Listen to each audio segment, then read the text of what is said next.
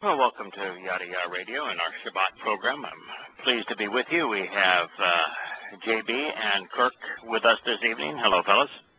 Good evening. How's it going? Good. Well, you know, it was a tough week. Not the worst week that I've had since we began this project 15 years ago, but among the most disappointing, I guess. There's nothing I don't think will ever replace the week preceding the shows we did to expose Larry and Unpopular Truth. That was probably the worst week that I've had since I began translating Yahweh's Word. And a lot of that was because I considered Larry a friend. I liked him. I had recommended Unpopular Truth. I'd engaged Larry in hundreds of shows. I had, unfortunately, ignored 100 letters from thoughtful people who told me that he was abusive and that even during those shows he advocated his conspiracies. And while I rejected them during those shows, I should have realized that his site was filled with fake news and conspiracies, and indeed it was. It was a horrible experience having to do that. And this week we had a gentleman that I'll just call Larry Light for the moment, who's been vulgar in his promotion of anti-Semitic rants, and a man that, gosh, I had exchanged so many emails with that I grew to know, at least I thought I knew. I came to like, even respect his insights, and he turned out to be the largest proponent of what are just stunningly vile anti-Semitic rants, videos that are just utterly despicable.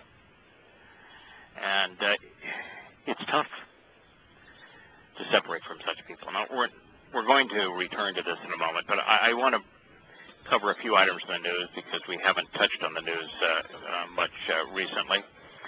I don't know if you guys know it or not, but today was an extraordinarily bloody day in Israel. 6 people were killed today. 3 Israelis were stabbed to death, and all civilians, all unarmed, in a settlement, the articles will say, in the Israeli-occupied West Bank. It's not, it's Israeli-occupied in the sense that they're in their land. God gave it to them. They're in their homes. They built them. And Muslims, under the cover of darkness, snuck into their homes and stabbed these people to death and severely injured a woman.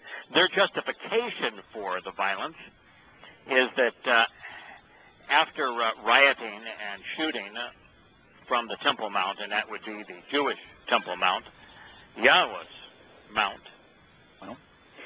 the Israeli security agencies put metal detectors so that you couldn't bring guns and weapons onto the mount. And the Muslims are having a conniption fit. Abbas, who they call the Palestinian president, but there is no such thing as a Palestinian, and he was not elected. He was soundly defeated the last time they had a vote, said that he has ordered a suspension of all official contact with Israel until it removed the metal detectors. Now, what would you have against the metal? Is the Quran made out of metal? Are the little prayer blankies made out of metal? Are the burqas that the women are forced to wear made out of metal? What on earth is made out of metal that they're so disappointed can no longer be smuggled in to the Temple Mount? What are metal detectors designed to detect in public buildings and airports around the world? Weapons? Guns, weapons. We can't have our weapons in our mosque? How dare you, Israel? And as a result, Muslims went on a terrorist spree. And they killed 3 Israelis. You have to have weapons. What a despicable religion. And those that defend it, I hope they enjoy their stay in hell, in Sheol. What was interesting is the picture, of course, that went along with this, and of course the absolute inability of anybody who writes for any periodical to exercise any discretion, any judgment, show any character in covering stories regarding Israel, make it look like it's the Israelis' fault. Oh, how could you ever think that it's appropriate on your Temple Mount to have metal detectors to keep jihadists from smuggling in weapons? You horrible country, you. It's just stunningly despicable. Nobody in the media wants to take any time to understand the nature of Islam, or to even understand what in the hell are those mosques doing on the Temple Mount in Jerusalem, on Yahweh's home. What are they doing there? So it was a very sad day. This is the men who were killed were 60 and 40 years old, and a woman was murdered who was 40 years old.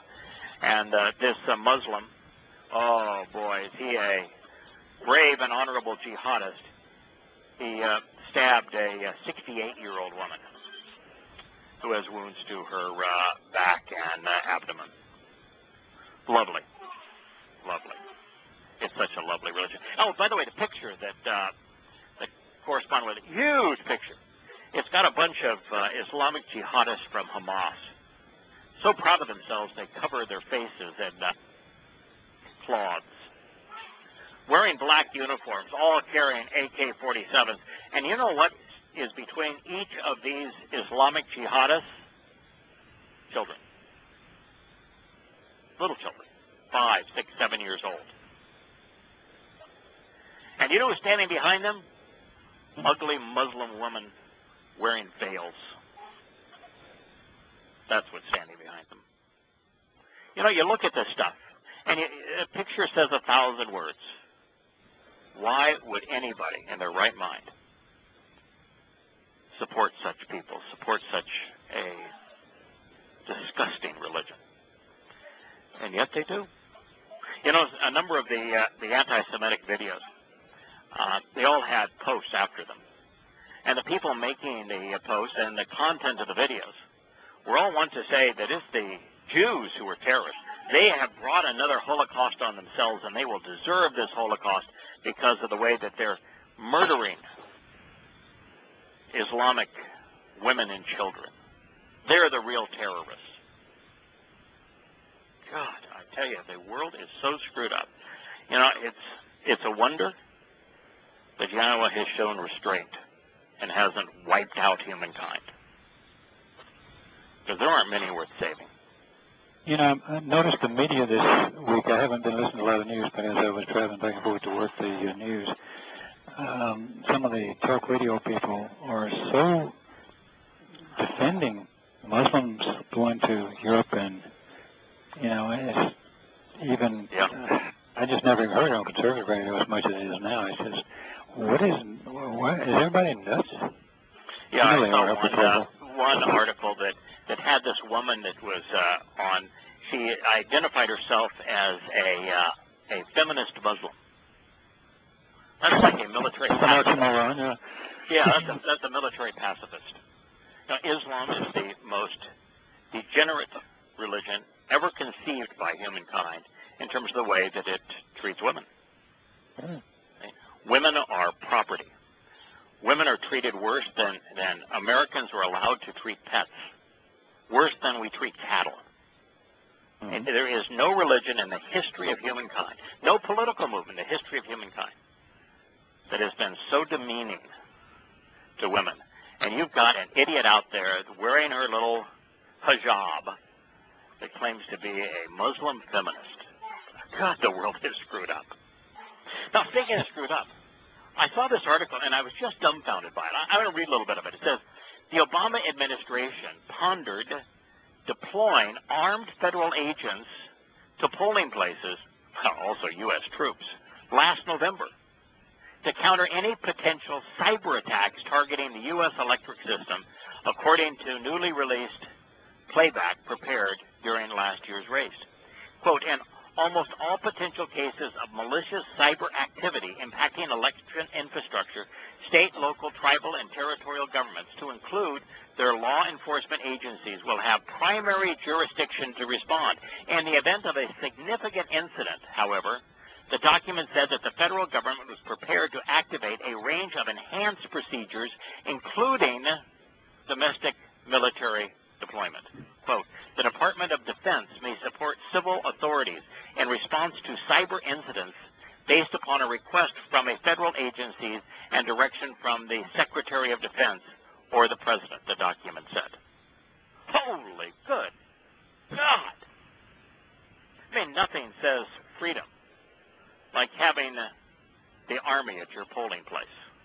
It's South American. Do that a lot in South America. Oh, man. And, of course, the military, which is trained to destroy and kill, defending against the cyber attack has got to be the most insane use of the military ever conceived. You know, I know a little bit about cybersecurity. I work in IT, Yep. and last I checked, a gun doesn't do much to stop a networked computer. No. If Nor I'm all does- the way on the nor other does- side of the world, No, nor your does the gun's U.S. not going to military. affect me. Nor does the U.S. military. Has absolutely no jurisdiction, no effect, no ability whatsoever to deploy the U.S. military because of a cyber threat. So who are they trying to frighten? Oh, of course, the American people. Don't you dare vote for somebody that this government doesn't want you to vote for. We're going to shoot you. If it's a silent, I mean, if you're putting in a slot, how do they know? So what could they possibly do? Unless they're going to stand in the booth with you. Well, I don't vote for years and years I'm and going years. to tell you, if the U.S. election mechanism was vulnerable to cyber attack, and at this point we have no indication that it was. In fact, we have no really indication that the Russians meddled in the U.S. election, other than some Russian citizens may have been responsible for outing the disgusting emails, the dishonest, deplorable, duplicitous emails of Hillary Clinton. Mm-hmm. Now, again, if that influenced the election, it's not the Russians' fault. Hillary's fault. She wrote them. Own it. But it's like, think of it in different terms. If she had killed someone and someone released, the body with all the evidence showing she had killed him, is it their fault for releasing the evidence or her fault for committing murder? right. If you say duplicitous, disgusting things in your emails, and somebody reveals your emails, is it the fault of the person who exposed what you wrote, or you for writing it? It's all on you. The only thing I can think about on this whole Russian thing is that the military and the spy agencies are looking for an enemy because they have no purpose. So if the Russians are bad all of a sudden, then we have an enemy. And if we have an enemy, then you need to fund us, and we're important. And that goes back to George Orwell, the endless war. The endless keep war. people riled up against an enemy. It's easy to manipulate them, control them, and and justify your own existence. And they can't imagine. The Democrats can't imagine that they lost. The Republicans just love the idea of Russia being the enemy. They've never gotten over the Cold War period. So they're so pro-military and so spy agency that they just love the idea of Russia being an enemy, and the Democrats love it because then they have an excuse for losing the election that has nothing to do with them. This next item in the news is I'm broadcasting today from Cincinnati, Ohio, where the dominant schools are Roman Catholic schools, where Roman Catholicism is absolutely dominant. At least 547 young members of a boys' choir in Germany were subject to physical and sexual abuse over a period of 60 years. Some 49 members of the Catholic Church, 49 members of the Catholic Church, they're priests and nuns, were accused of carrying out the abuse between 1945 and 1995, according to the reports. The victim said the experience was like a prison, hell, and a concentration camp. Why does the world allow the Roman Catholic Church to exist?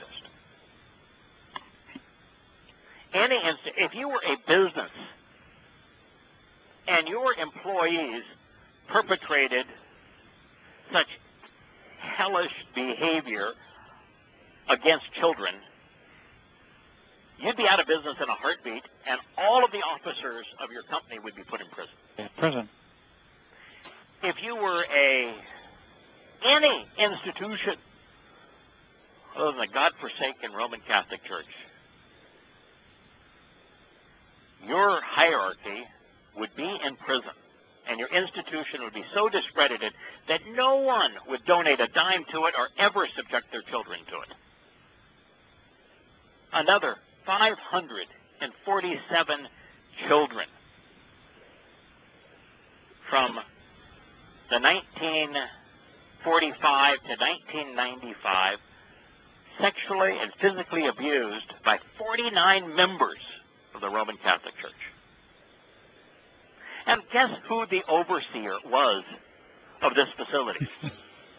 Well, Ratzinger. Yeah, Ratzinger, yeah, the previous pope. The Pope Emeritus. Yeah. Ratzinger. Benedict.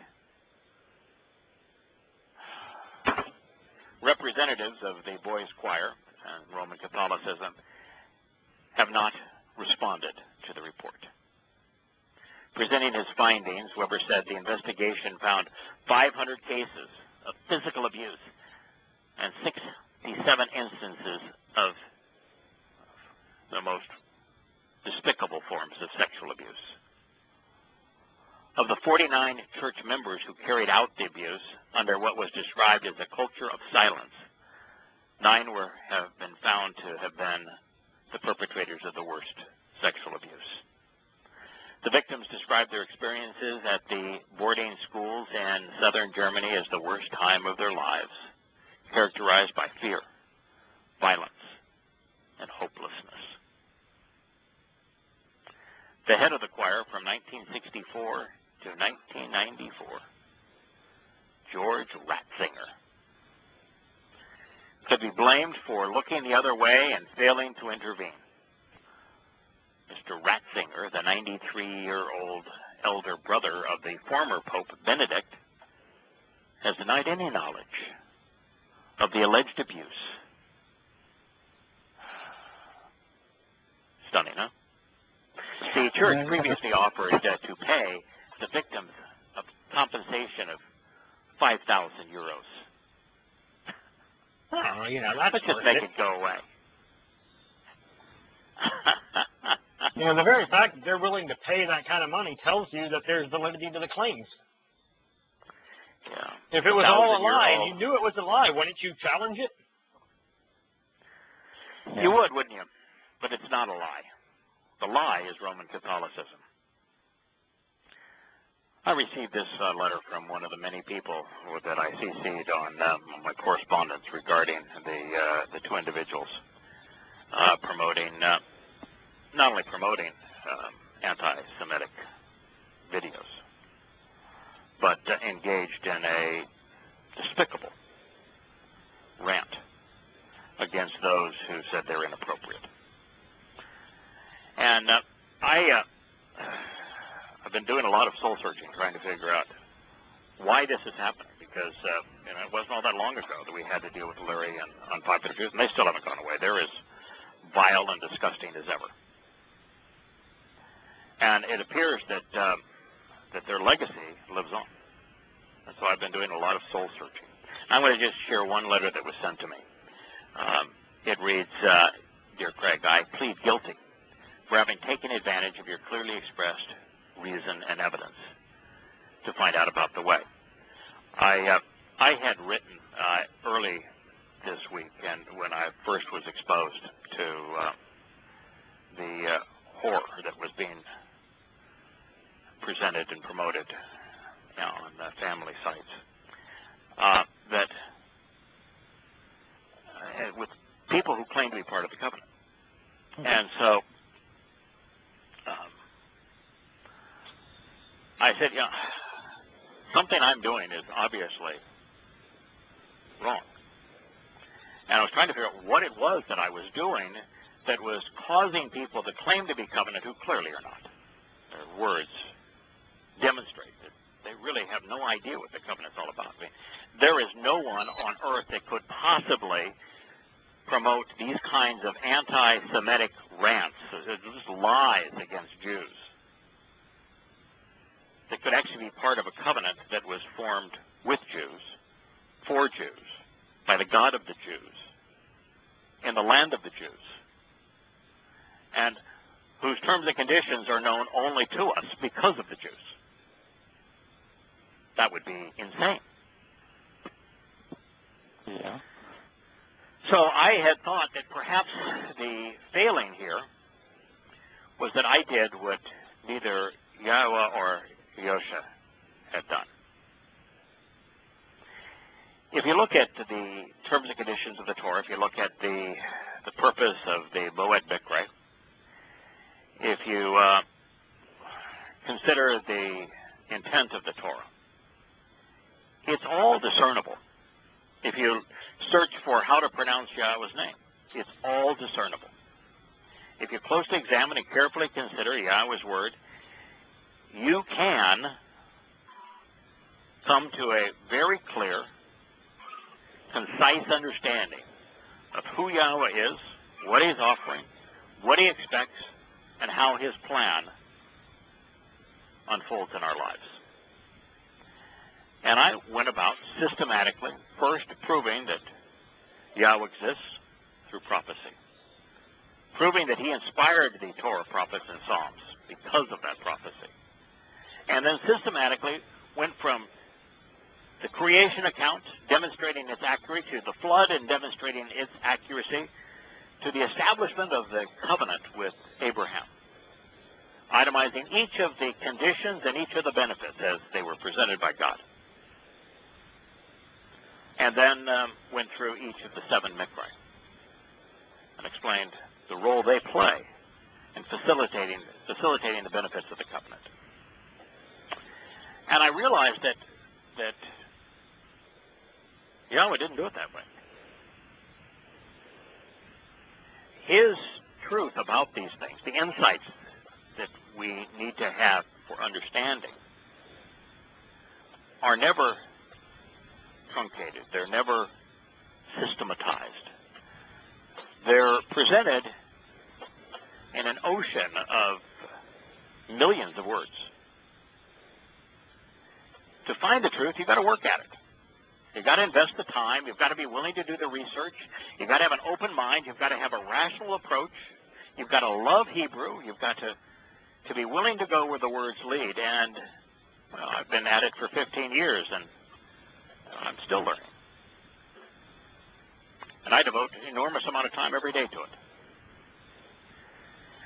And I thought that by making it easy, perhaps that is the reason that people were parroting Yahweh's name and parroting snippets of the transliterations and the terminology and the insights and the translations that I had derived over these 15 years who clearly were not part of the covenant and had no clue who Yahweh really is or what he wants or is offering.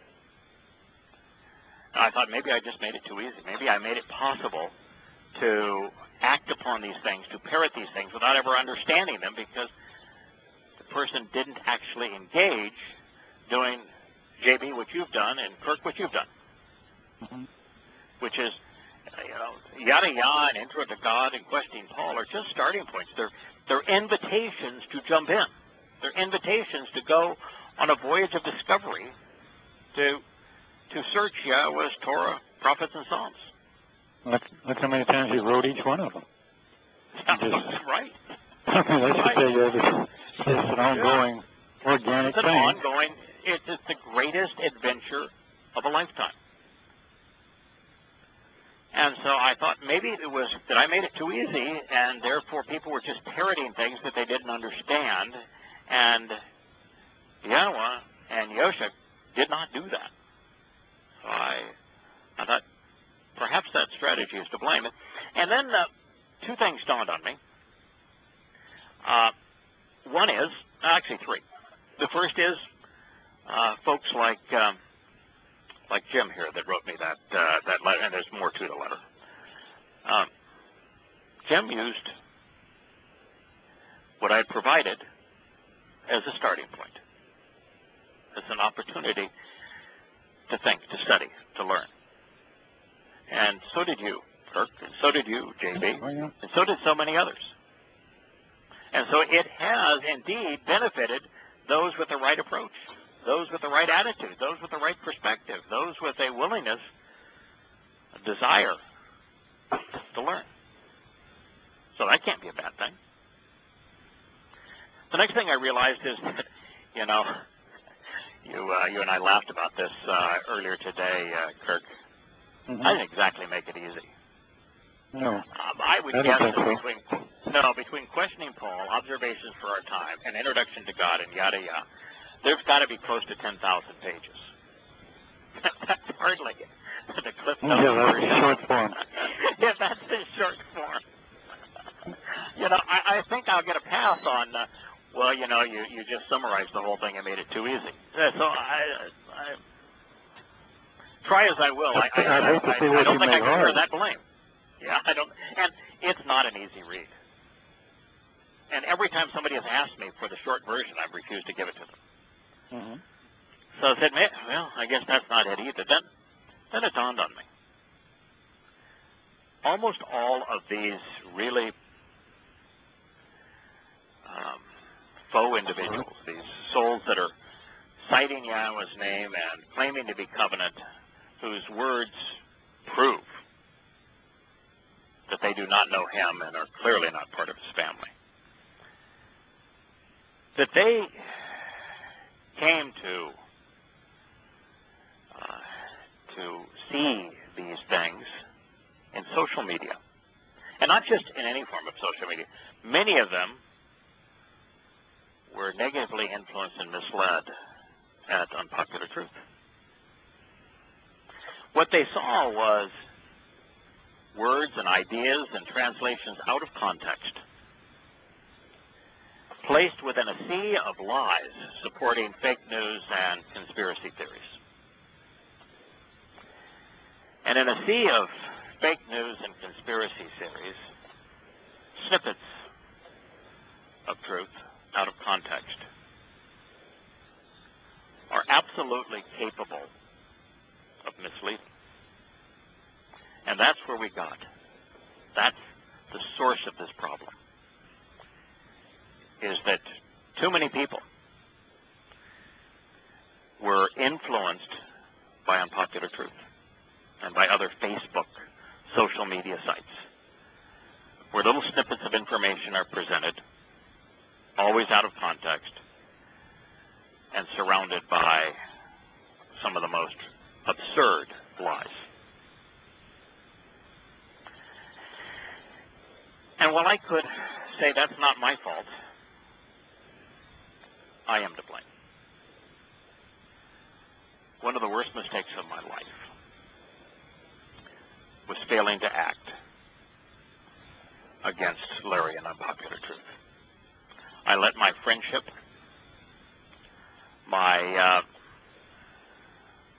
the fact that we had been through so much together, I let it influence me. I ignored hundreds of emails from people that said the man's abusive. He is doing a tremendous disservice. He is driving away thousands of people from Yahowah and from your translations. I ignored them. I just did. I was wrong. I waited way too long, and what that did is it enabled him to continue to mislead people, to influence these people, to cause them to believe things that simply are not true. To have such that a disproportionate number of covenant, those who claim to be part of the covenant, I don't think they really were huge proponents of just absolutely stupid conspiracies.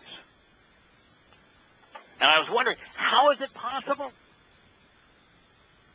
to have somebody accept something that is so profound, so intellectually stimulating, something that takes all of your intellect to wrap your head around, requires you to be judgmental and reasonable. How can such people also embrace such absurd lies? Chemtrails and false flags at the Pulse nightclub and Boston Marathon and World Trade Center being perpetrated by the U.S. government, and the myths about vaccines. How is it possible? I understand now. It's possible because snippets of Yahweh's word were taken out of context and presented to thousands of people in a cesspool of conspiracy and fake news. They couldn't distinguish between the two because they were inseparable. That's what happened. We're still feeling the effects of it. Now the conspiracy is the worst of all. There is a conspiracy far worse than blaming Sandy Hook on the U.S. government and the Boston Marathon and the Pulse nightclub, 9/11. There's a conspiracy far worse than convoluting condensation trails into chemtrails and being anti-vaccine, even though vaccines have saved so many lives.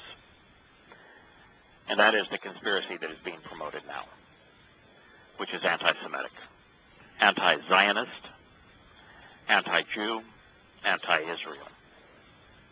And they're filled, absolutely filled with lies. It wouldn't take anyone more than 30 minutes to debunk any one of the 4 videos. And yet, they were promoted with a religious zeal by 2 people claiming to be covenant. Kirk has volunteered to participate in doing an investigation well underway, as a matter of fact, on one of the videos, demonstrating just how many deceptions are in it. The one that purports to claim that, to quote the Talmud, and then blame all Jews based upon the Talmud. I wrote down the first 5 references and looked them all up, and they say nothing even close to what is in the videos. So we'll systematically review. And that's one of the things I see on a lot of those conspiracy theory type videos, is where they will cite something that is a very obscure text, like the Talmud. Outside of Judaism, most people know very little about it. And they'll quote something from it, and nobody will bother to go check it. Yeah, and so you get the same thing with, people do that with the Bible even. You'll hear people like, oh, well, it says this. And go look at where they're quoting, and it doesn't actually say anything close to what they're saying. And if you don't take the time to check the facts being presented in a video, you can get into a lot of trouble. Yeah.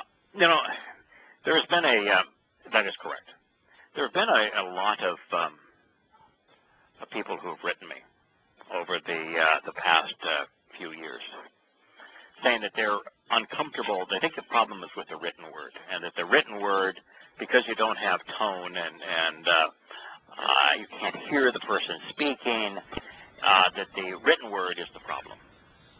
And these videos, of course, are all spoken word. It is so much easier to mislead with the spoken word. That's why Hitler was so effective. Yeah. Immediate thought. Hitler. Yeah. Yeah. Yahweh, well, he did speak to a generation of people. And he did speak to 40 of his prophets. Throughout time, and for the rest of us, he is known only through the written word. It isn't inadequate. It isn't inferior. It is absolutely superior. More enduring, more exacting, more detailed, easier to investigate.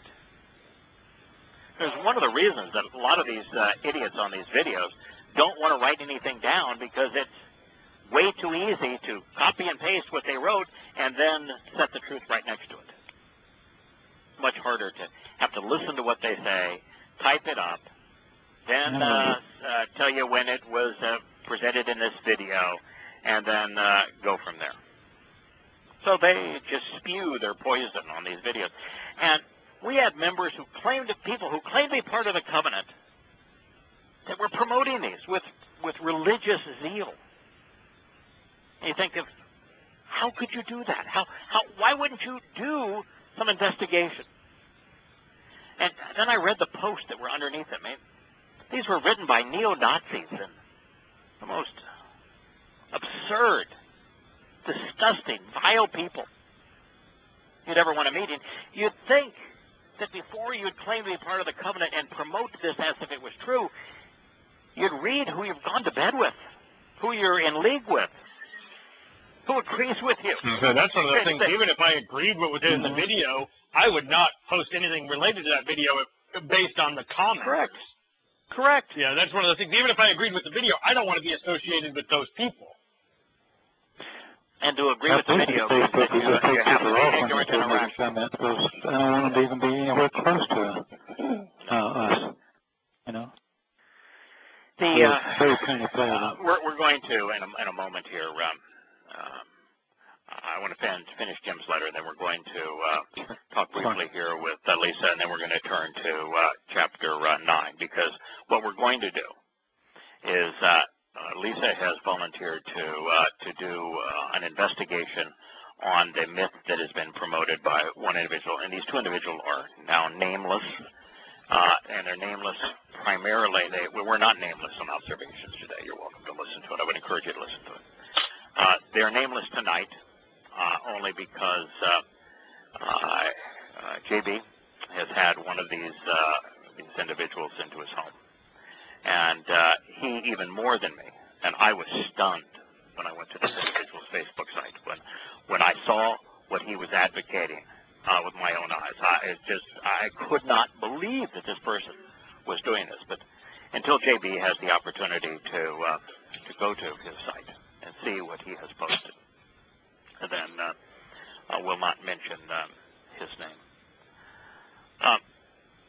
But what I want to do, let me finish this letter. When we're going to find that Lisa is willing to refute his written claim, which is that the Jews who are claiming to be Jews today, and whether they're living in Israel or the United States, are not real Jews, that they're of other ethnicity. It's a lie that was purported by people with no credibility back about 20 to 30 years ago, and it was debunked. I did my own research 15 to 20 years ago and debunked it very easily. I wish I had my research, my files from those times. I don't, but Lisa has volunteered to track that down, and I'm going to refute the videos which claim to cite the Talmud and blame all Jews for the Talmud, and then Kirk is going to deal with the historical, I should say hysterical, revisionist history that has sought to slather Jews as a race of people that wish to enslave the world and control it. what we will do. Let me just finish this letter by Jim. It goes on to say, had that association ever occurred, I'd be a lost soul. Yes, you've made it easy in a way, I suppose. And I am slow in really applying myself rather than hungrily awaiting the next installment of observations and blog talk radio. But I will get there slowly. I see nothing inconsistent between these despicable actors and generators of what, or generations of what Yahowah described as a den of vipers. What is really the difference between the den of vipers and these individuals? I'm sure you will sort things out and perhaps revise your approach to doing your work, but it hurts me to see you beating yourself up over it. Did Dad say that this was going to be easy, non-controversial? For what it's worth, thanks for the inspiration you received and subsequently put into action. My life has been enriched. Jim K. I'm really not beating, I was for a while beating myself up over this because for this to have reoccurred, and it's stunningly destructive, and it undermines Yahowah's testimony and 15 years of my dedication to exposing what he said and insights that I've shared. And, you know, some 4,000 hours, I guess, now of talk radio programs and another, 10,000 pages of written evidence. And I want to know what was I doing that I needed to do differently to thwart this kind of behavior. And that was, I think, one of the emails he's responding to. And I've come to the conclusion that there's two things that I can do. There's two things we can do. And the first of those is that when somebody goes off the wagon, somebody just starts spouting nonsense as abusive as these two individuals have become, and we witnessed with Larry and those who supported him in Unpopular Truth. We can't wait. We can't show favoritism because we like them. We can't be patient. We can't ignore it. We have to deal with it. We need to separate ourselves from them and then expose and condemn their message. We need to do it. Can't put it off. Can't play nice. Can't pretend to be all loving and all supporting and all accommodating. They're in a cesspool of their own choosing, often of their own making. We can't pull them out. We shouldn't try. Walk away and then expose and condemn the ingredients of that cesspool. That's what we ought to do. We ought not replicate my mistake with Larry and Unpopular Truth. I was wrong. You know, we talked about this briefly, but I want to mention it again. I am so grateful that Yahowah's instructions to us are written in the imperfect, which indicates that the moment we stop making whatever mistake it is, we're no longer guilty of it. So if I were to treat these two individuals as I treated Larry and continue on and make excuses for them, then I would be exposing hundreds, if not thousands of people. In the case of Larry, I think it's tens of thousands of people that were driven away from Yahowah and the covenant as a direct result of what he did. That would not have occurred had I stood up earlier, taken a stand earlier. And in this case, I just don't want to replicate that. I don't want to continue to make the same mistake. So we can all do that. And then we as a group can, as a family, can avoid promoting anything that we haven't thoroughly vetted. And vetting it doesn't mean, JB, you mentioned it. The Talmud misquotes, they're the same misquotes, the same references that are on hundreds and hundreds of sites. Everyone's parroting the same lies. And all you have to do is search for the book itself and read what it actually says. I was going to say, you can find it free online at a number of Jewish sources. It's not hard. It's not hard. In fact, there's even Jewish sources that are said, can it be that the Talmud actually says these kinds of things? No. There's systematically, there's ways to systematically just to be clear, I'm not endorsing the Talmud. No, I think of it's course not. rubbish. It's absolutely garbage. But don't attribute to it that which is not in it. Lisa, are you with us? Oh yes, Shabbat Shalom. Okay, Lisa, you wrote me a paragraph that I had never considered before. And while you and I and all of us are opposed to every word in the Talmud and opposed to rabbinic Judaism, you said something of the Talmud and how the Babylonian Talmud historically came into existence that I'm convinced if you don't have that perspective, there's no way to understand it. What did you tell me? Well, quite a few of the passages that are in the Talmud sounds like an abused child crying out from being persecuted by a Roman Catholic Church. Yes. And they are just the rants of very desperate people. Right. And because you know they what the have timing turned is? Do you know what from the timing Torah. is of the Babylonian Talmud? Do you know what it is? I think around 800, no? Nope. 500 CE. Do you know when Roman Catholicism was imposed on Europe? No. 400 CE. 400 CE.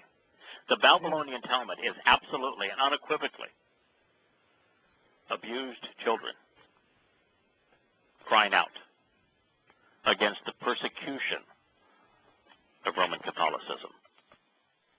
And not to understand that context prohibits anyone from understanding what they wrote about the Gentiles, which they knew at that time as Romans.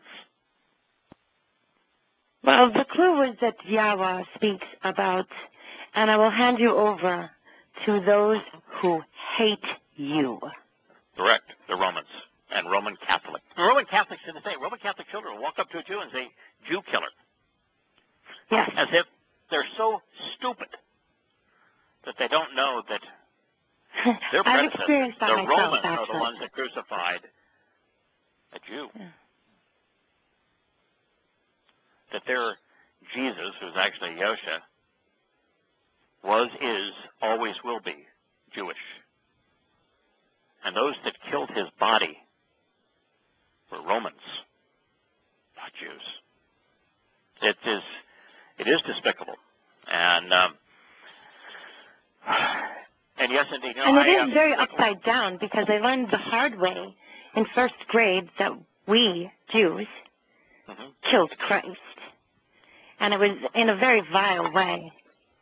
But you can always join the rest of the 2 million groups, different actual pages on the internet that say Jews are not the real Jews living in the land today. That would make Yahweh a liar. Yeah. That would make the timeline a lie. Correct. That is correct. That would make the timeline a lie. It would make Yahweh's prophetic statements an absolute lie, which is my one of the one question reasons to why that would be, though, real simple, though. Given the history of the Jewish people and the oppression and the complete hatred the world has had for Jews throughout history, why on earth would any group decide that that's who we want to pretend to be? What gain do they get from that? There is, like, nothing but negative. We are the big Jews. Jews. Conspiracy made no sense to me. Yeah. That lie, Lisa, was, at least I first read of it 20 years ago. And at the time, it was being promoted by a very disreputable individual. It was just anti-Semitic. And at the time, as I did my research on it, what I found is it really is no different than the Christian replacement theology. They wanted to say that, the Jews aren't Jews, therefore the promises that God made to Yisrael must be to us, must be for us. That was the whole mentality of the whole thing, which is why I think that this individual that I once thought I knew and liked, that his argument is just so despicable. Yeah, you know what I don't understand? As a Yahud, I love Ruth.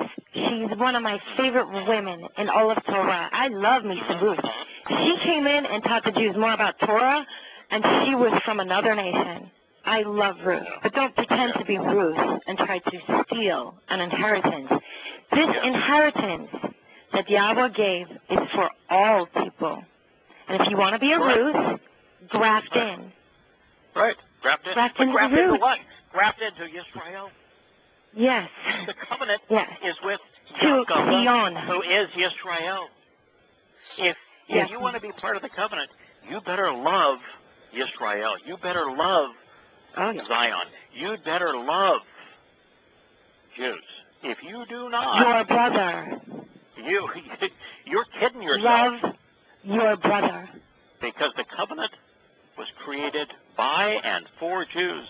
We have just been invited in. But it's still a Yehud family, a Yisraelite family. You know, And do you know what Bruce said? Yeah, by the way, Let Yom your Kippur Elohim is the be my reconciliation Elohim. of, yeah, of course. Let your land be my land. Where you dwell, I shall dwell. Yeah, of course. One love. But the lies that have been perpetrated in this idea that the Jews aren't the real Jews, there's this black messianic movement that is very popular that makes Black the same claim. Hebrew Israelites. They claim that the blacks are really Jews. And of course, what do Mormons claim? The Mormons claim that the Native American peoples, and therefore they are the real Jews. I mean, Do you want to know how everybody far the Black got their Hebrew own Israelites replacement got with their theology. doctrine? It's all lies. Yeah, they are in Israel and have been there for 20 years, squatting on land based on a lie. Yeah. And they have turned into a complete cult where one of the former members wrote a book to expose their nefarious dealings within Israel. Yeah. It's What's called interesting too is cult that in Israel. what's interesting, I think, is that one of the videos I saw, this guy that pretended to be Jewish and had this headband on that was written in Hebrew letters, and claiming to be an expert on the Talmud. Of course, all he did was to parrot the same misquotes that are on thousands of anti-Semitic sites. His purpose, and the purpose of most of these videos, was to say there's these terrible things written about Gentiles and sexual abuse and killing Gentiles and the like in the Talmud. And by the way, they don't actually exist in the Talmud. And therefore, Jews have this master plan to kill and enslave and rape Gentiles. But particularly the whites, you know what for some percentage of reason. Jews, which is a race, not a religion. Do you know what percentage of Jews are religious? Very few. About 40%, maybe. Yeah, 30 to 40%, depending on how liberal you look at religion. No, Jews are a race. Judaism is a religion.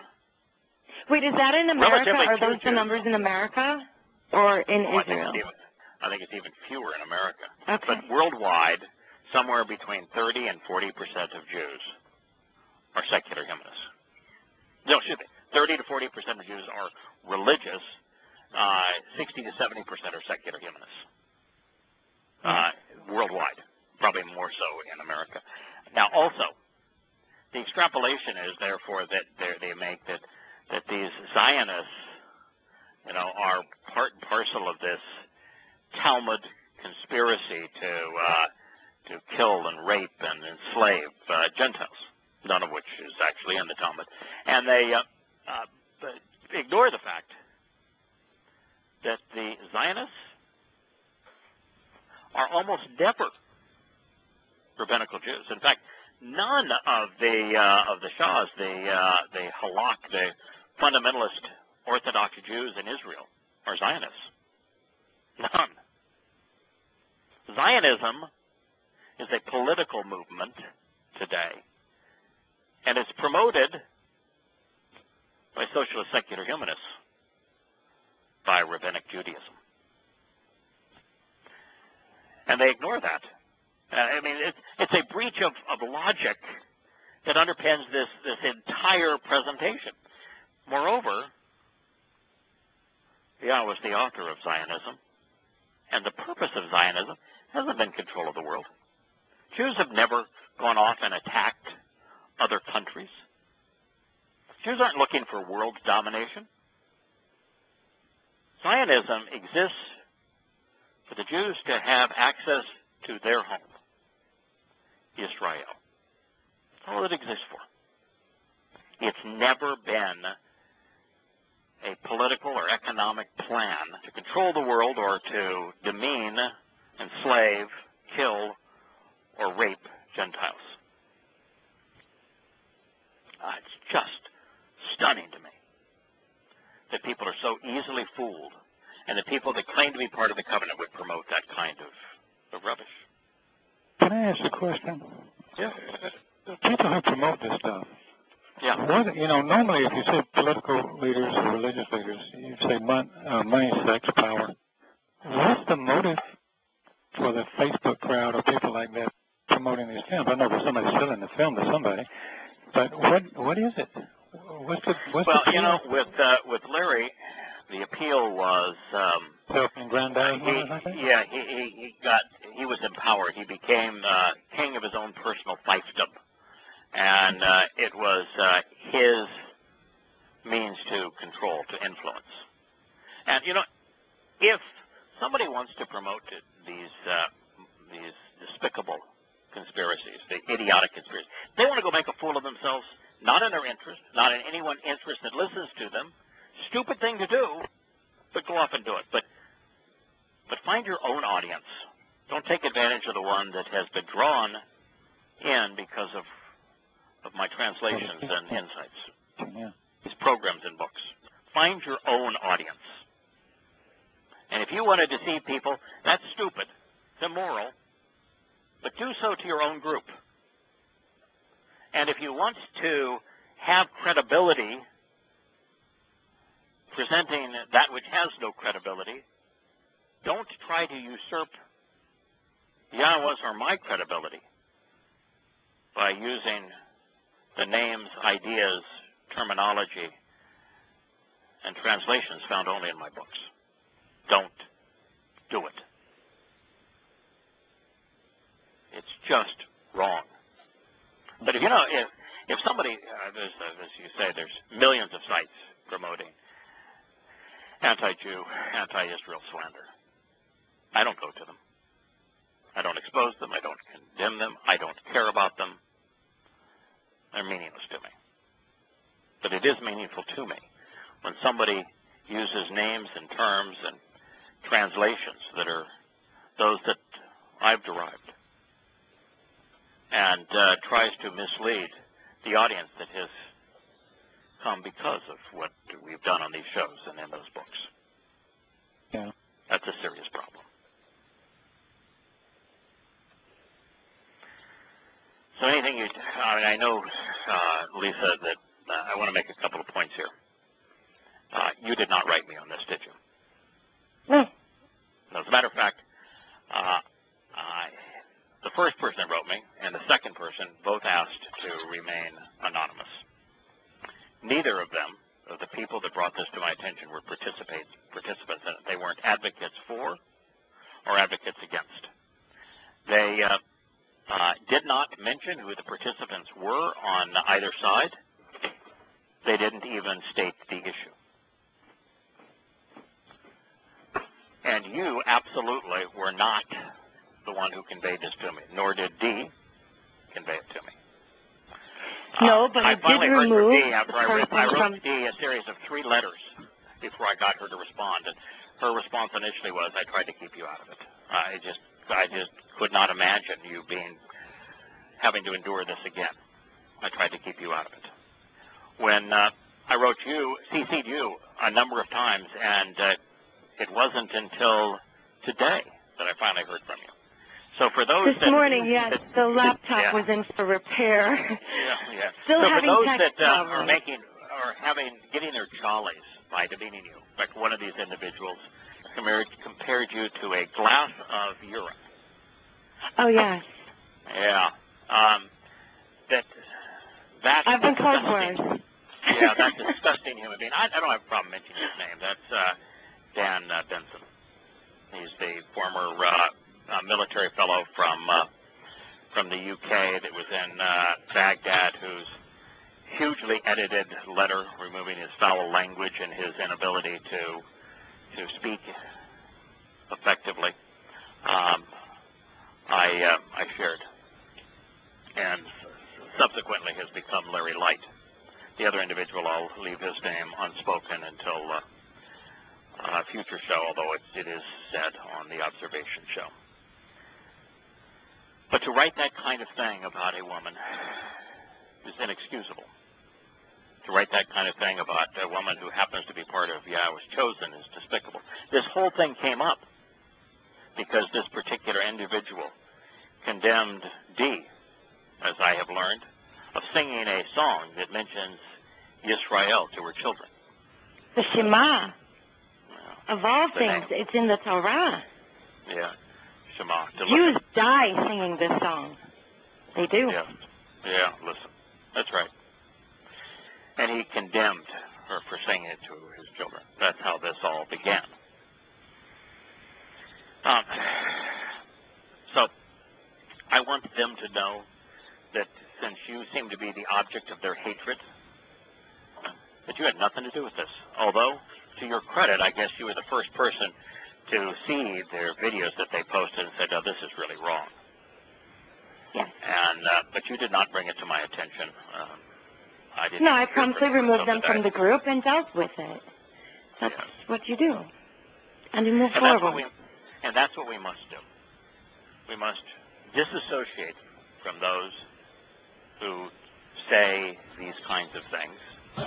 And then we must take the time to demonstrate that what they said was untrue. And I did a number of shows on debunking all of those conspiracy theories. They're easy to debunk, and you have to be thoughtless to believe them. And it's Yahweh is vehement about us not advancing conspiracy theories, the worst of which, of course, is the Jews are trying to control the world and enslave it and kill and pillage Gentiles, because they destroy our credibility. And he does not want us we're so potent that UNESCO reclaimed the graves of our forefathers and gave it to Palestinians. We're so powerful that we have to ask permission to build fences and put bomb detectors anywhere because it's going to hurt the Palestinians. And of course, you're condemned worldwide because you're building homes. You're building homes in your homeland. Can you imagine something as despicable, as irritating to the world as you building homes in your homeland? Or of the Jews being murdered today alone in Israel. Of course, the answer is the two-state solution. Give the terrorists give our land away. We gave, because the United States and George Bush, the United States made certain that Hamas and the Islamic jihadists would have Gaza. They have it. Now that Gaza is no longer occupied by Jews, is it a better place or a worse place? Infinitely worse. Infinitely worse. But, you know, the world is pouring money into it, hand over fist. So they have very rich mansions for some, hotel resorts for others, full grocery stores, and every terrorist gets a stipend for the rest of his life. Go nations. This is fantastic. Yeah. This is what the world wants. Yeah, these are the people that indoctrinate their children to hate Jews and teach them how to become suicide bombers and honor them when they kill innocent civilians, celebrating death. And yet the world wants to embrace them. Why? Because so many hate Jews. So you asked the question, why would somebody do this, Kirk? Yeah. With Larry, we know it was his means of power and control. His means to disorient people so that he could control them and abuse them. With Dan, who has now taken up this agenda, it just fits him. He's uncouth. He's mean-spirited. His attacks on others and language are such that and perspective. You'd expect him to be anti-Semitic. He is. Now, this other individual who I thought I knew, who I thought was absolutely covenant, who I came to really like, I don't know what got to him, who got to him. There are a number of people that said, well, it must have been Dan that influenced him, or somehow Larry, or that he came out of the South, and and it's hard to not be prejudiced being brought up in the South. I was indoctrinated by my father to hate Jews, to hate blacks, to hate liberals, to hate Japanese, to be a racist, but also to be a flag-waving, pro-military patriot. At the same time, onward Christian soldiers and go off to church. That's what I was brought up, raised to be. I rejected all of those things. So being raised in a hostile environment is not an excuse. I don't know the answer. I wrote him a long letter this morning. I've shared it with many people. And I have not received a response from him. Well, it's certainly my hope that, and with anyone, that they're able to turn it around. Change their perspective. I gave him that opportunity. At the end of the email, I said, I don't think it's in you because, the individual that we all once thought we knew and liked was responsible for 90% of the promotion of anti-Semitism. And these videos and his own account of they're not really Jews. And I went to his site and I read what he had to say and how dominated his site is with this kind of information. And so, while I don't think he's capable now of backing down, I think he's way too far down the stink hole. But I said, if I'm wrong, and you're capable of admitting that you were wrong, that what you said was inappropriate, you disavow it, you remove all of it from your website, your Facebook site, you apologize to those that you hurt and misled as a result of it, and then take a time out, a long time out, to study and learn so that you never do it again. Oh, you're welcome back. Absolutely. If you were looking at this as just the average Smo throughout history, and you said, of all the people in the world, who am I afraid of? Right. They're not even on the radar. No. I mean, never empire builders from all places. They're not like the United States with their troops everywhere. Right. Not only that, have you ever been in a room full of Jews? We're tiny people. Come on. Who's scared of me? The Israeli Defense Force is probably the only pure domestic defense force in the world. Yep. They have no means whatsoever to project a force. They're strictly defensive. I'm not a fan of the Israeli Defense Force. I'm not a fan of Israeli politics. And by the way, it is acceptable to criticize Israeli politicians. But if you're going to do so in context of what they're enduring. This constant terrorist and murderous assault by the hundreds of millions of Muslims who surround them. Barraged from every border and from within. You can't even put your child to sleep in their own bedroom without someone stabbing her in the night. And recognize that the majority of Jews are not religious. That would be true of Israelis too. So do so fairly, do so honestly. Don't cite an anti-Semitic video to do it. And do or so conspiracy theory. Right. And make sure that you don't go from politics to racism. That's my thing. If you want to criticize Israel politics, you want to criticize individual Israelis, to me the thing is, where you lose me is when you start saying the Jews. The Jews are just as if they're every single member of this race is getting together and plotting something. One woman. Yeah, I'm sorry, I don't buy into that kind of thing. Yeah, you want to say a handful of Jewish people got together and are trying to do some bad stuff? Okay, that's probably true. That's happened. Yeah, you pointed out, Adam Weishaupt created socialism.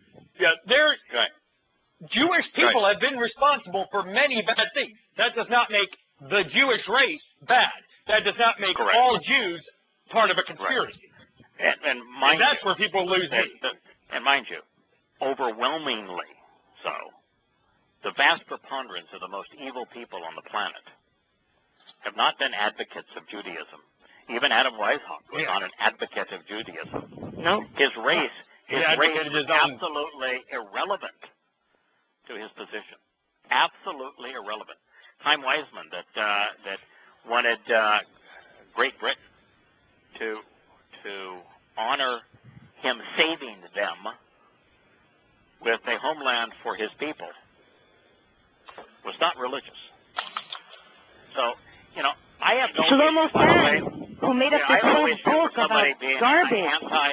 Anti-Talmud or anti-Judaism.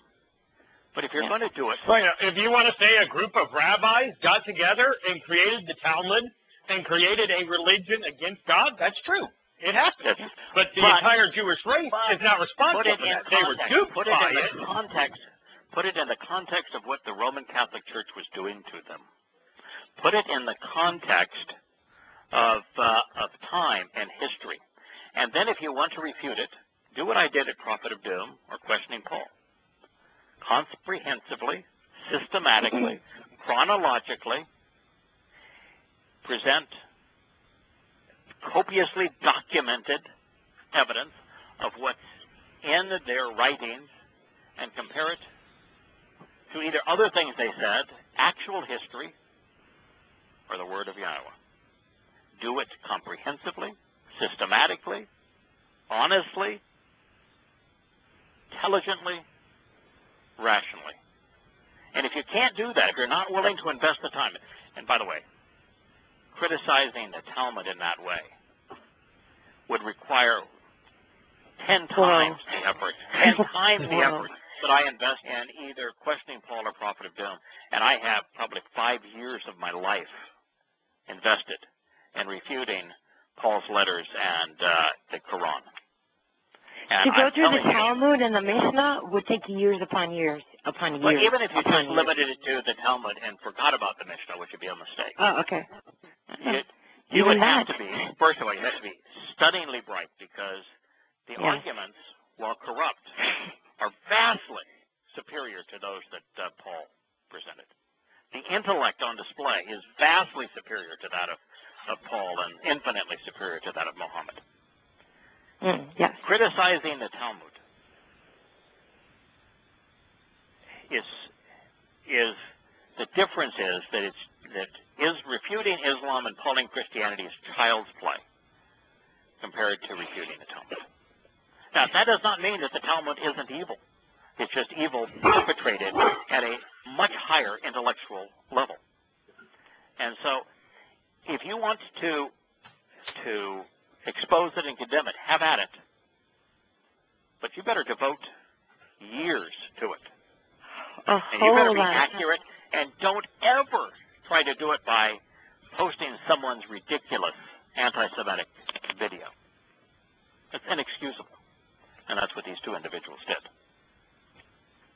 And I would love somebody to say, what I'm going to do is, and I don't think anyone's ever done it, what I'm going to do is write a Prophet of Doom or Questioning Paul on the Talmud. And I think the reason no one's done it is because of the effort required. It would, you'd have to wallow in their intellectual rubbish for decades to do the job. Yeah. I thought about it at one time, and I was supposed to They're not harming anybody. That's what's so amazing. I did it to Islam because they're responsible for 99% of the world's terrorist acts. I did it to Christianity because God calls it the plague of death, and because it is the most despicable lie ever been perpetrated on humankind. But in the case of Judaism, They're not killing anybody. They're not trying to conquer anybody. Not enslaving anybody. Not abusing anybody. What's the purpose? Why do it? It's like Mormonism. It's really easy. Now, Mormonism is child's play. It's really easy to refute Joseph Smith in the Book of Mormon. I mean, you can do it in hours. Are those magical underwear and weird stuff like that? Yeah. But why? Oh, wow. Why bother? Why bother? They're not out killing people, enslaving people. Yeah. Is it stupid? Yes. Is it a waste of a life? Absolutely. Is it false? Totally. But why would I want to devote a year of my life to systematically refuting Mormonism? I'd much rather spend the year of my life in Torah.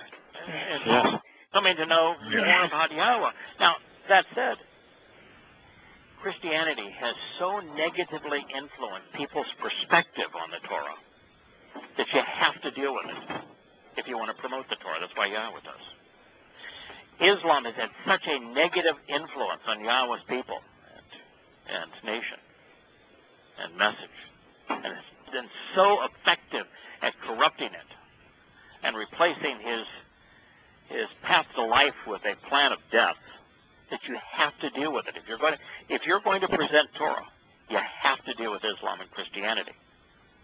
But Yahowah tells you enough about what he has against his people politically and religiously that you don't have to go off and become an expert in the Talmud. I'm not. There's no reason to be. Well, I like your comment a long time ago. You said, this is the straight stick. I may have used that term, but you basically said the same thing. If the Torah is the straight stick, then everything else is false. I mean, that's the path. Every other path, it doesn't matter what they is or how much you know about them. Yeah. That is true. Well, that is true. Now, I understand the argument to fight them, but the only thing I really have to be concerned about, what did Yahweh say? Yeah. Well, that's true. It was there. Just explaining, proving that Yahweh is God, that he inspired the Torah, that the Torah is guidance, not law, and that the Torah presents the benefits and expectations of the covenant, and the benefits and the expectations of the Moed Mikre, the invitation to be called out by God. That doing that is and of itself sufficient to destroy all of it. To appeal to any rational, open-minded Jew. Yes. You do not need to go in and debunk rabbinic Judaism to appeal to a rational and open-minded Jew if you simply present the Torah as it was intended. That is not the case with a Muslim. One has to debunk to prove that their religion is false for them to have any hope of coming to know who Yahweh is and what he's offering. And in their case, Christianity and Islam have not only influenced 2.5 plus 1.5, 4 billion of the world's 7 billion people, polluted them, deceived them, led them away from God. Because of the statements contained and the mindset, the idiocy of Christianity and Islam, most secular humanists are atheists and agnostics because of the stupidity of those religions. So the people that would be open to knowing Yahweh are closed to knowing him because they identify God with the stupidity of Christianity and Islam. And so if you don't take the time to expose and condemn the lies of Christianity and Islam and to disassociate Christianity and Islam from Yahowah, it's very difficult to reach the non-religious, socialist, secular humanist, the agnostic. So there is a reason to expose and condemn those religions. There is no reason, no benefit of exposing and condemning the Talmud. How do y'all feel about this? I'm kind of gotten to the point where I don't think if they haven't started to move away from Babylon already, as Abraham did before he was approached, I'm not sure you can touch them. Now, I would ask you, Kurt, or JB, or Lisa, what is the definition of Babel? Confusion. Confusion. Confusion. Okay. But confusion created in what way? Because the word, a derivative of the word is confusion. The actual meaning of the word isn't confusion. What does Babel actually mean? That is correct. Mixing together. What occurred on Unpopular Truth? Mixing. Mixing. The Torah was mixed together with conspiracy and fake news lies. How did Paul create his religion? Mixing. Mixing. Yep. How did Islam? His lies with truth. How did Islam gain credibility? Mixing. Poorly mixed. By mixing. Very poorly. Right. And so all of these attacks, for example, all of the videos, they mix together a tiny element of truth with a pile of lies. Yeah. Mixing together is the means to deceive. And so you're right, they're still in Babylon because they are Babel. They're mixing together in such a way that people are confused. It is the reason that people at Unpopular Truth, when I said, listen, Larry's not covenant, Dan's not covenant, they can claim to be all day long. They can condemn me and say, who appointed you, God, for saying that I'm not? Yahweh was really clear as to what comes from him and what does not. He's really clear on the conditions of the covenant. And when your words are the antithesis of what is needed to pass Yahweh's test, I'm absolutely capable and qualified, as is everyone who studies the Torah, of making that determination. I'm not acting as judge. I'm just exercising good judgment. No, it's what is the term? The children of Adam in the days of the last days shall be like the beginning. The Adam had what anashama, the ability to know right and wrong and to judge rightly. Correct. So if we're not able to judge rightly, this is all for nothing. Yeah. What's the purpose of the Torah if it isn't to teach us how to exercise good judgment? None. Yeah. Because there's no benefit. You could benefit now more than ever. Yeah. Right. So many people have been confused into believing that they are covenant, believing that they know Yahweh, using Yahweh's name, and claiming to be covenant, who have been babbled, who have been confused by the intermixing of snippets of truth in an ocean of lies. That is what's happened. They aren't who they claim to be. So there we have it. You know, I had hoped that we were going to get into the deception of Christian Bible translations today. We'll have to postpone that to next week's program. And that's a very easy subject. Oh, yeah, may I add something to your note about the news that I wasn't able to get in on? About Israel's security measures at the Temple Mount, for lack of better words. Yes. Today, both of us, we will get all tripped up on using Temple Mount because Yahweh refers to it as a Bayeth. It's Yahweh's Bayeth, which is his home for his family. And temple is really an inappropriate term. It was Yahweh's home, in his words, his Bayeth, his home for his covenant family is what the term means. And so the place is known as the Temple Mount, but it's really Yahweh's home. This is Zion. This is Moriah. I can't say it that way quite yet until that mosque is gone. But Mecca announced today that they would be installing not only metal detectors, but bomb detectors at the Kaaba. Of course. Nothing says hypocrisy more than like Islam. Yes. And of course, what is the sole purpose of a metal detector at a public place? To stop weapons. Right, to stop people bringing in weapons. Why would Muslims be concerned that that there are metal detectors on what we'll call, quote-unquote, the Temple Mount, outside of that despicable trophy of a mosque. Because they want to kill other you? than they want to bring in weapons. You know, as I said, the Quran, is it metal? The prayer blankies, are they metal? Nope. Are they burkas? And most veils of the metal? perpetrators of those crimes end up going and hanging out around the big black box anyway. Yeah. They're not there to big kill black- each other. Well, the big black box is nothing but a drape over a pile of rocks. That's all it is. I mean, the Kaaba is a rock pile to rock gods that was part of the Arab pagan religion long before Muhammad decided to elevate 3 of those rock gods to rock star status.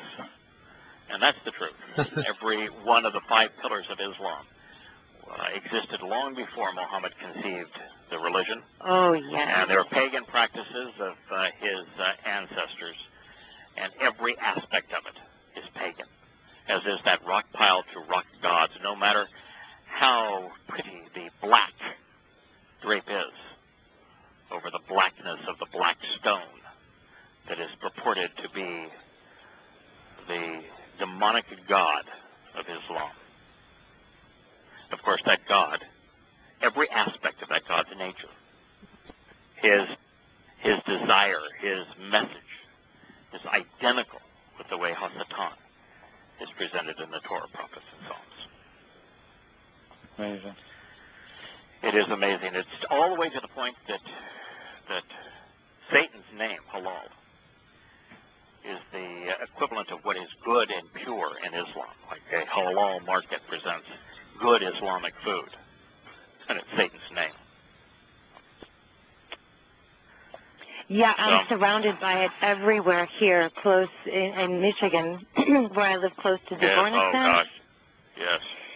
Yeah, well, I don't live here. I'm visiting. I know. It's everywhere. Your brother, I'm sorry. It is literally everywhere. Your brother is dying. I'm sorry for you. It's a terrible thing. I'm glad that you have a chance to give him a deathbed opportunity to embrace Yahowah. I don't expect you to be successful. You don't expect to be successful, but it's appropriate to try. And I'm sorry for the impending loss. I understand he's going to lose his battle with death. But yes, Michigan is a cesspool of Islam. The city that I live in has a huge Islamic center and has an overwhelming preponderance of Muslims wearing the veil. I want to puke every time I see them. Yeah, it's And why would you play religious dress up to a man who is a rapist and pedophile? Who beats you. Ruthless terrorist. And hates you. That's correct. Hates women. Why would you play religious dress up? Particularly in a free country. I understand why they do it in Islamic countries like Saudi Arabia, because to not do it is to die. You want to survive? Yes. But to do it in a free country, it just says you're thoughtless, moronic. I shake my head in disgust every time I see them. But, you know, I find and I most applaud forms of religion. any Yes. Muslim woman who walks away from that get-up, because that's horrible. That is not. A Muslim woman to have any hope, they have to walk away from more than just a get-up. They have to walk away from a lie that is the Quran, is Allah, is Muhammad. They need to walk away from all of it. And that only gets them out of the hell that is Islam. From there, it's a long way to the truth. But at least that's a nice first step. Well, I'm speaking to a girl in United Arab Emirates who sent me a picture of her passport, and on her hand is written, "I love Israel." There's still hope. Wow. Yeah, there are. I mean, you know, I wrote Prophet of Doom on behalf of Muslims, hoping that they would come to recognize the truth.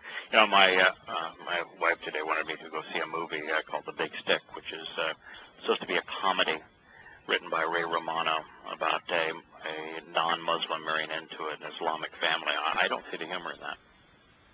I wouldn't see it. I would not. I would be devastated. I will not. I'd be, you know, it's just devastating to think that people think that's funny. 250,000 little girls mutilated. sexually. 750 million women demeaned, essentially enslaved, treated as property by that religion, sold to those who would abuse them. A religion that promotes kidnapping little girls and selling them off as sex slaves while reciting the Quran. Muhammad was a rapist. The first Muslims were serial rapists. Muhammad was a despicable pedophile. It's not my opinion. It's irrefutable fact. It's a fact. Yeah. And worse. And so, much worse. So to be a woman, I've read the Quran. I know what he did. And not oppose Islam. To see all these feminists and liberals embracing Muslims as they go off and protest, it just shows you how ignorant they are, how irrational they are. If the woman you mentioned if the woman you mentioned at the beginning of the show is the same Muslim feminist I'm thinking of, they love her in Dearbornistan. Love her. Oh, of course. Yeah. She draws huge crowds. Yeah. Of course, she's a feminist wearing the veil, wearing a hijab. Some feminist, huh? I'm sure she's missing some girl parts also. That's feminist. Yeah. Like this family that Flat on was from a true story that was giving this woman a hard time and their son a hard time for him marrying outside of his religion. They don't bother to say that in Islam, because women are property, it's okay for a Muslim man to marry a Christian woman, but it is not acceptable for a Muslim woman to marry a non-Muslim man. She's property. Right. They own her. They will kill her. Of course. Yeah. It's called honor killing. Yeah. Her own blood will kill her. And of course, the majority of Muslim little girls in Pakistan have been sexually mutilated by their own mothers. Honorable to murder your daughter. Yeah, to mutilate your daughter. I couldn't imagine doing that. And of course, in Pakistan, to speak honestly about Islam is considered blasphemy, and they will kill you. In fact, they'll drag you out of your home and hack you to death, and yet they want to be respected and accepted here in America. And stupidly, we do so. Yeah. There's still some Christian parts of the world that if you were to go in the village square and say that Jesus is a fraud and explain why, they'll chop you to pieces also. Of course. Oh, if you look at fundamentalist Hindu towns in India, if a woman wants out of the caste system, if she doesn't want to be sold off to some disgusting heathen of a man, she's publicly disrobed and then publicly raped by these immoral bastards. All religion is rotten. All religion. Judaism, Hinduism, Christianity, Mormonism, Scientology, socialist secular humanism, religion of man. They're all disgusting. They're all wrong. They're all misleading. They're all counterproductive. Every one of them is wrong. Yahweh alone is right. And he hates religion. He hates politics. He hates militarism. He hates all the things that the vast majority of people embrace as good. You know, when I was reading those posts this week, it reminded me who was the first one really to speak disparagingly of the Jews. And that man was named Paul. Yeah, that's probably true. But, you know, I mean, clearly the Greeks, when they came to control Yahowah, there was really no Israel at the time because the Babylon before tribes had been hauled off into captivity. But Yahowah, the province of Yahowah, existed, and the Greeks despised Jews, and the Romans hated them even more because they wouldn't embrace wouldn't join their military or embrace their their pagan religion. They hated the Jews. And then Roman Catholicism is nothing but a religious form of imperial Rome, and they hate them as well. It's been a long period of time, but yes, lots of Jews are self-wounding. Paul was a great example. Akiba was. I mean, if it was not for Akiba, there would not have been the diaspora. The diaspora that led to the Holocaust is directly attributable to Rabbi Akiba creating a false religion based upon a false Messiah, and of him relying on a warlord as opposed to Yahweh. That's why I don't like the idea. Terrible death. Yeah. And so the history of Jews inflicting injury on Jews is prevalent. What happened to Maimonides? So I don't know how Maimonides ultimately died. I mean, what happened? The story of Maimonides is that he grew up in Islamic occupied Spain, and despite the myth that the Muslims were tolerant and loving during that period. By the way, one of these videos talks about how Jews and Muslims got along great in Israel prior to the advent of Zionism, and the fact they can't live together is an absolute lie. You ought to read about the time of British occupation and the rise of the influence of the Grand Mufti Husani and his influence and treatment of Jews. But history and truth doesn't matter to these individuals. But as you go through the history of these things, it is so clear that this has happened. Now, I was talking about Maimonides. Maimonides proves that Muslims were not tolerant of Jews during their occupation of Spain. Maimonides and his parents and everyone associated with the Jewish community had to flee Islamic-controlled Spain, and they went to Morocco. Now you'd say, well, Morocco was also Islamic. Yeah, but Morocco at the time was actually more tolerant because they'd already murdered everybody. That's where the fez and the red cap, the rivers of blood in the streets after the first Islamic barbarians were so savage following Muhammad's death. So he went to Morocco and was moved from there to Cairo, where he became the doctor and advisor to Saladin. He was active, very active, in support of the Islamic theocracy that controlled Egypt and much of the Middle East at the time. So this was a man that sold his soul to Satan. Yes, Maimonides' history is despicable. And Maimonides is, of course, the person that codified modern Judaism. Pharisaic Judaism as it exists today, its father is Rabbi Akiba. Now, the rabbis existed starting about, 200 BCE.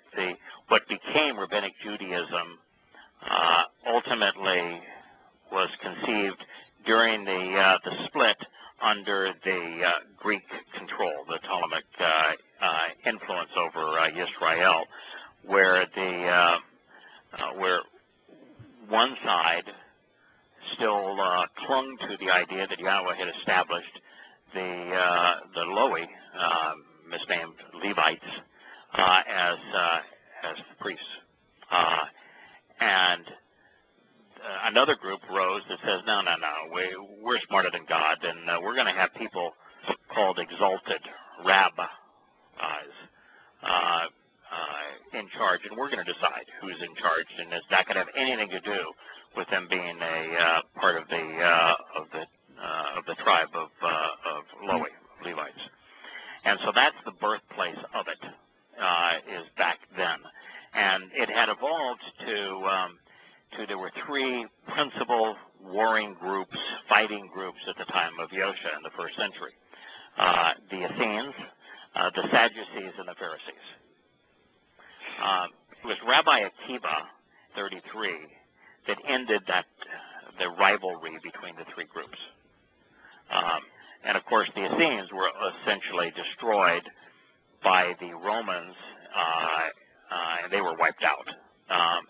And the Sadducees, that were political liberal Jews, they were done in by Akiba and his plotting. So Rabbi Akiba is really the father of modern rabbinic Judaism, and then it was codified by Maimonides, this Islamic-loving scumbag of a man. He is the one that came up with the 13 principles of Judaism, none of which are consistent with Yahowah teaching. Well, God is one. I think Codified one in out of Mishnah. 13. Right. Yeah, it's Right, supposed to be a guide for the perplexed. But you know what? It just is more perplexing than anything. Yeah, their And basic all argument three of the is groups you spoke of, the Essenes, the Sadducees, and, you know, they're all dysfunctional. And Pharisees, and all dysfunctional groups that mix the truth with lies. With lies, right. And the principal argument of the rabbis was and is the same, is that you should never read the Torah because you're incapable of understanding it. Evidently, God is a very ineffective communicator, and that only they He's great at communicating it, to them. and you can only study what their arguments in the Talmud, and never the Torah itself. Yeah, you were supposed to view it from the eyes of the perspective of the wisdom of the sages. Yeah, the rabbis. Only they weren't so wise. Correct. Yeah. That is the entire presentation of rabbinic Judaism. Do not read the Torah because you're incapable of understanding it. The rabbis have to interpret it for you.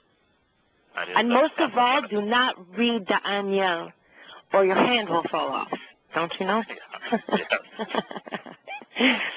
How was that different from the Roman Catholic Church when the Vulgate and you had to learn Latin and nobody was allowed to have a Bible? So same thing. Same thing. Same thing. That's how religions always work.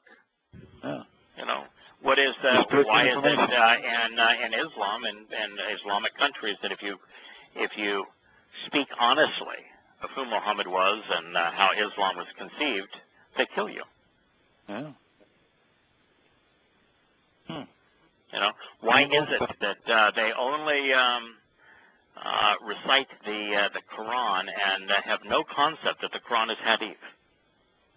They have no concept that all of it was derived from pagan lore, and the only parts that even seem remotely credible are those that were purchased from rabbinic recitals of the Talmud, the Babylonian Talmud, mind you, that were then twisted by Muhammad to suit his personal agenda, which was sex, power, and money. And it's so obvious, but they are all incapable of recognizing the obvious. But it's the same thing, you know, if you were to tell a conspiracy theorist that chemtrails are stupid, and here's why. They're condensation trails, and that chemtrails is preposterous for a host of reasons. Evidence and reason will affect them. They'll just go right about and say, "See, you've been bought off. You've been you're part of the generation, that have been bought off and that are deceiving us." You know, that's just the same. If you expose 9/11 for what actually happened, particularly in Building 7, and go through a systematic explanation of how it happened. No, we're going to believe the impossible. We're going to believe that our government perpetrated this to cover up the Anunnaki are complicity coming. in 9/11. It's just ridiculous. They're incapable. If you were to present any one of the 1,000 reasons that we should reject Paul to a Christian, I can't process any of them. So now the next question: if that's true, then is it the dumbing down education system, or is it really just a dysfunction in the show? I think it's I think it's the latter. Neshama, and that the Neshama is destroyed by religion. It's destroyed by politics. It's destroyed by patriotism. It's destroyed by militarism. That perspective, that it's destroyed by our education system. Yeah, well, and now it's destroyed by And religion. your own personal bias. Throw that in there, too. Yeah. So these things are all destructive to the Neshama. And the vast preponderance of people today are incapable of thinking. Now, if you go through the previous 2,000 years, most people aren't to blame for the delusions that were perpetrated upon them. The average person in Europe was played for a fool, was used as a slave by the Roman Catholic Church and the politicians they empowered. They played them for fools. They left them in the dark. They misled them, and they tortured them if they stepped out of line. The same thing is true in any Islamic country today. So the average person, for most of the last 1,450 years, you're talking about Islam, 2,000 years, you're talking about Christianity, have been deliberately misled. Same thing is true of Jews with Judaism. They have been, and they've had very few opportunities to break free of that delusion. That's not God's fault. It's man's fault. Right. And someone said, well, that's just not fair that they really didn't have an opportunity. Well, why is it not fair? Yahweh revealed the truth. Man corrupted it. It's not his fault. Yeah. And they rejected it and they left, too. And then they built their own worlds, all these other places. So, I mean, it's not their Yeah, it but is with their the fault. free flow of information that there is today, few have excuse. Oh, of course. And so, I myself have so those posted people that are free saying it's college not courses. fair. Right. Right. So those people say it's not fair to those people living when they didn't have access to the truth. Well, today, 0.5 billion Christians have access to the truth. Doesn't faze them. 1.5 billion Muslims have access to the truth. Doesn't faze them. 1 billion secular humanists have access to the truth. Doesn't influence them. Well, it's only unfair if they're punished for their choice when they didn't have access. The whole idea of heaven and hell, if they are sentenced to an eternity of hell for their choice and they didn't have access, that's one thing. But if they just simply cease to exist following a natural course, that's perfectly fair. That's perfectly fair. It's not only fair. Perfectly point. And you ought not feel sorry for them because of the fact that the same religious influences today exist, and given the opportunity, the freedom, and the ability to learn the truth and respond to the truth, they do not do it. No, they don't care. They don't care. Honestly, they don't care. It's just staggering. And Yahweh still brings the rain and gives us a fruitful planet and provides his Torah. Yeah, this planet is evolving very, very, very rapidly. I mean, it is evolving in every possible way, from the human genome to our environment, the world, to weather patterns. The planet is devolving. It's suffering from the negative effects of thermodynamics, of entropy, and until it is washed clean and restored by Yahowah in the 5 days between Kippurim and Sukkah in 2033, it will continue to deteriorate. Man's influence has been horrendous. So that is the reality. Well, Lisa, thank you for joining us. I look forward to you doing your study on debunking the myths that were promoted, particularly by the person that we previously had thought we knew and liked. I don't think there's any purpose whatsoever to speak of what Dan was promoting. That man is just something seriously wrong with him. And so I just don't care. But for the myths promoted by the man who we thought we knew, you're going to take the myth that Jews aren't Jews. I'm going to take the miscitations of the Talmud to make all Jews seem like they're trying to enslave and murder and rape the Gentile world. And Kirk, you're going to take the revisionist history that was in the other videos. Correct? I look forward to it. Yeah, and what we also said during observations, and I want to restate here for those that we're not broadcasting, but those who are listening to the archives, we're not trying to be exclusionary here. If you want to, right? If you want to jump in and you want to contribute, whether it's the likes of Roy, who's brilliant, or Jackie, who knows Yahowah exceedingly well and is extraordinarily bright, please do so. We want you to do so, no matter who you are. You're encouraged. You know, I get lots of very thoughtful letters from Brad. Do so. Dr. Jeff Grill's extraordinary in this regard. Participate. I know. Yeah, participate. JB, you are your review of Enoch and of circumcision was thorough, accurate, effective, appropriate. Pick one of these things, and if you have time, I know you're a new dad and work has been busy, but by all means, you guys all have one another's emails. Yeah, pick one of them and let's expose it and condemn it as a team. That's half of the battle. You know, half of the battle is immediately separating from those who are promoting these kinds of lies. And the second half is then refuting what they have to say so that others are not misled by them. Because as I understand it, Lisa, the majority of those on these various Facebook sites that are populated by those who claim to be covenant sided with, supported the individual who was promoting the anti-Semitic videos. There were quite a few, yes.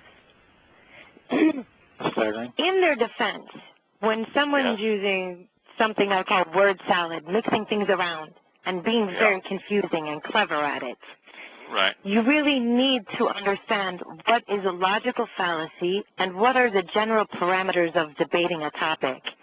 Rhetoric, statistics, logic, reason. Yeah. These are all things that I posted free college courses on my own page that people can take advantage of. Yeah. Yeah, it's a lost art. Yeah, I think I would be, you have to be almost 60 to have had access to those kinds of classes and electives in high school and college. That's when they were Someone gave me that as a piece Not of anymore. advice They're before free I was, online. When I was young and and single. you can Find a woman who's good at debate. no matter make how your old. life easier. Yeah, that's right, exactly. That you can have access to them, but it's not part of any normalized curriculum, with one exception, and that is there are a number of electives in law school that teach rhetoric and debate, logic. Yeah. Lawyers, in fact, lawyers is one of the very few careers where to practice law, you have to have a morality check. It's very few professions have a morality, and it's thorough. It's a year-long morality check. It's surprising considering how bad a reputation lawyers have. But that's still it's the only profession that I'm aware of that has a morality check, and it's thorough. It's a year-long, and you're not allowed to. The problem there comes in that morality can be a bit of a subjective thing. Yeah. Of course, and of course their morality is far more criminal than it is anything else. But you engage in abusing women or crimes, you aren't going to be a lawyer. If you're a drug user, an alcoholic, you're not going to be one. You're not going to. I mean, you can, I guess, get into those things later in life, but otherwise, you're not going to. You can become one. Yeah. But I my wife brought my attention something that I just thought was, I think I'd pass on, that I was unaware of. Here in Cincinnati, a 10-year-old boy died of an overdose of fentanyl, which is the synthetic heroin, 100 times more powerful, of course, than heroin. And the boy's a good boy. He had no intent of being exposed to heroin. His mother's well-educated, well-spoken woman. The police have done an investigation. They know that the boy did not deliberately take a dose of fentanyl, and the mother did not offer it to him, and the mother and the son were never engaged in drugs. But fentanyl can be absorbed through the skin. And as little as what you would get in a shake on a stingy salt shaker is enough to kill you. Really? This boy was exposed to fentanyl at a children's playground. He just touched it, didn't know what it was, just plain. And somebody had it on, dropped it, spilled it on a playground gym apparatus. That's where he touched it, and it killed him. Wow. That's sad. Horrible. Yeah. His mother must be devastated. Oh, she is. Now, speaking of devastated, I don't know if you've seen the testimony of the parents, particularly the fathers of those sailors who died because of the stupidity of the crew on the USS Fitzgerald that did not give way to a ship that had the right-of-way for three reasons. Its relative positions that had the right-of-way, its size had the right-of-way, maneuverability it had the right-of-way, and who failed to see this ship and respond to it, even though it would have lit up like the sun on their radar because it was filled with rectangular objects, versus the warship that's specifically designed to be radar invisible. The U.S. Navy is now admitting that they're at fault. It was obvious that they were at fault for all of those reasons, and how these sailors, 7 of them, died so needlessly. And when somebody wrote me that today, I wrote them back and said, I mean, that's the purpose of the U.S. military, needless death. I also want to bring up the tragedy in Minnesota, where a Muslim policeman, Minnesota is so progressive, they want to do right by being inclusive, brought in a Somali Muslim to be a cop.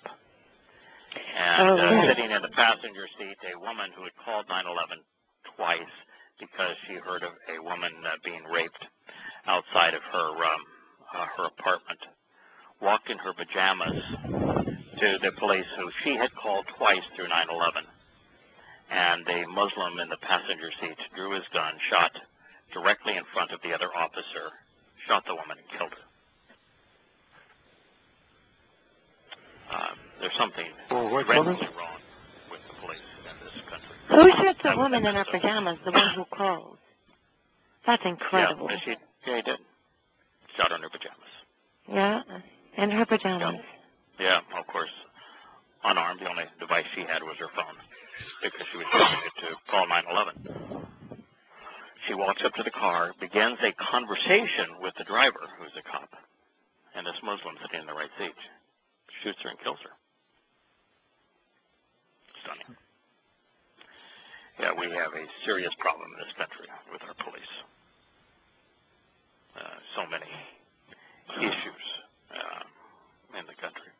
But I did want to bring those up since they were part of today's and yesterday's news. Sad, sad stories, indicative of what we have become. All right, well, thank you. I look forward to being with you again next week. Once you've far enough in your research that you can shoot me some texts, JB, Kirk, Lisa, anybody who's listening that wants to participate, send it to me. I want to read what you have discovered before we go on air, but I want each individual to present their own research. And I'll just chime in as thoughts cross my mind. But I'm much. Well, you don't have to share it with me. I don't mind, just responding to it on the fly. Typically, this works better if I ask you questions that lead you through your own research, and I can do a better job of that if you send it to me. That's true. Sounds like a plan.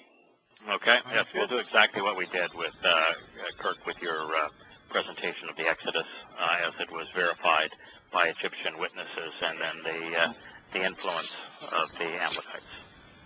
Okay. Okay. Will do. All right. Well, thank you. Thank you, JB. All right. Hi, everybody. Shabbat shalom. I'll talk to you guys next week. Yeah. And by Have the a way, wonderful Shabbat. I know Shabbat shalom. this weekend you're going to go check the site of the man that we both considered a friend. When I was there yesterday, it was dominated with anti-Semitic rants and videos. He has received my letter this morning. He may have removed them. If he has removed them, if you witness something different than what I saw when I went there before I wrote my letter, then I'm in the possession of screenshots that have all this material. So I'm happy to forward it to you if it has been removed. Okay. Okay. I'll start And looking into it this weekend. And there was nothing I wanted more than for it not to be true. And originally I wrote Dee and said, and in fact the others, I said, clearly this must be the other Fred. Yeah. I said it must be. We thought his page was hacked. Yeah, that couldn't be. It's impossible. And I would not have believed it had I not gone to a site and gone to Dan's site and experienced it myself. I would not have believed it. And it wasn't a matter of, well, there was an occasional goof here, so you've got these, one or two references to things which aren't true and an ocean of things which are relevant and profound and accurate. No, it was dominated by this anti-Semitic material. As a matter of fact, this individual's contribution was 10 times greater than Larry Light's.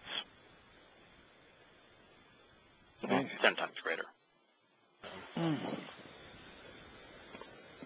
I don't know what got to him. I don't know how it happened.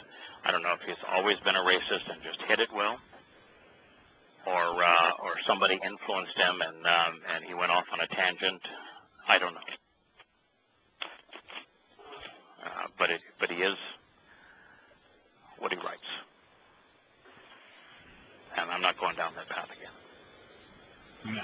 No matter how much I like somebody, I'm just not going down that path again. I made a horrible mistake with Larry. I'm never going to make it again. So. I can't blame you there. So once you witness it, let me know. Okay. I will. Okay. All right. But with the other individual, with Dan, I don't care. Not even worth. Didn't write him a letter. I don't really know Dan, so I can't say anything about him. You're not missing anything. You did post, though, my edit of his letter, I think, on your site, because I asked you to. Well, I posted it on the forum. I don't. Okay. I know him from that, but that's not the only real correspondence I've ever seen from him. So. Okay. If it's prominent on the forum, we may want to remove it. If not, then let it stay. But it's he turned out to be a charlatan. He's Larry Light, and not very light. I mean, the same rhetoric, same arguments, same disgusting verbiage, same abusive nature of Larry. That's sad. The psychological failings of Larry that caused him to be so abusive, so vile, so misleading, so self-serving. This individual obviously suffers from them. They are the same. All right. Well, thank you. We look forward to being with you again next week. Thank you, Kirk, for participation on 2 shows. I know I'm wearing you out. Yes, sir. Always my pleasure. Thank you so much. All right. Thank you. All right. Talk to you guys next week. Bye-bye. Shabbat shalom. Shabbat shalom.